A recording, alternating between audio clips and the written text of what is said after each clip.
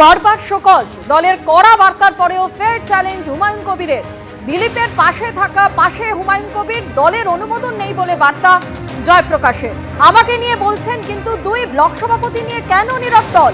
দলের শৃঙ্খলা মানব, কিন্তু কিসের বিনিময়ে দুই ব্লক সভাপতিকে ছাড়? দলের রাজ্য সহ সভাপতিকে পাল্টা চ্যালেঞ্জ ভরতপুরের তৃণমূল বিধায়কের।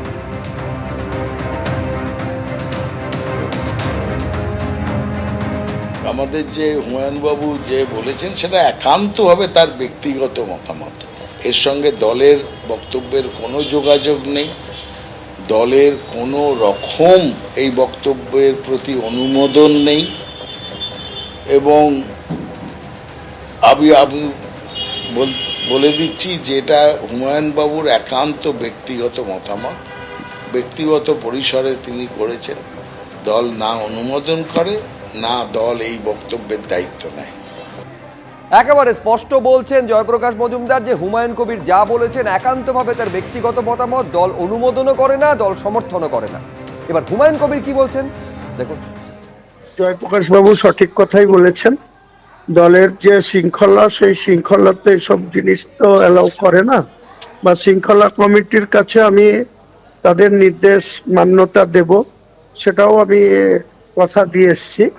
কিন্তু আমার প্রশ্ন অন্য জায়গায়, সেটা হচ্ছে যে হুমায়ুন কবির যেমন শৃঙ্খলাকে মান্যতা দেবে বা দিতে বাধ্য, তেমনি হুমায়ুন কবিরের যে এখান থেকে নির্বাচিত, সেইখান থেকে দুজন ব্লক সভাপতি আমার বিধানসভার অন্তর্গত, তারা যে প্রতিনিয়ত দলের শৃঙ্খলা ভঙ্গ করে চলেছে এবং এই রাজ্য সহসভাপতি মাননীয়র কাছে আমি বলবো, তারা কি শৃঙ্খলার ঊর্ধ্বে, তারা কি শৃঙ্খলার বাইরে? তাদেরকে কি আপনারা কোনো কিছুর বিনিময়ে ছাড় দিয়ে রেখেছেন?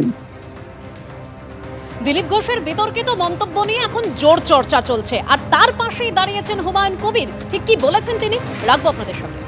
ও বলছে ও আমার রাস্তা ব্যারিকেড করবে, আমি ওর উপর দিয়ে গাড়ি চালিয়ে দেবো। তো সবাই সে সাহস দেখায় না। দিলীপ ঘোষ বলছে, দিলীপ ঘোষের এইসব বক্তব্যকে আমি বিরোধিতা করব না। তৃণমূলের যেমন দল করার অধিকার রয়েছে, তারও যেমন নির্বাচিত হওয়ার শখ রয়েছে, স্বাদ রয়েছে।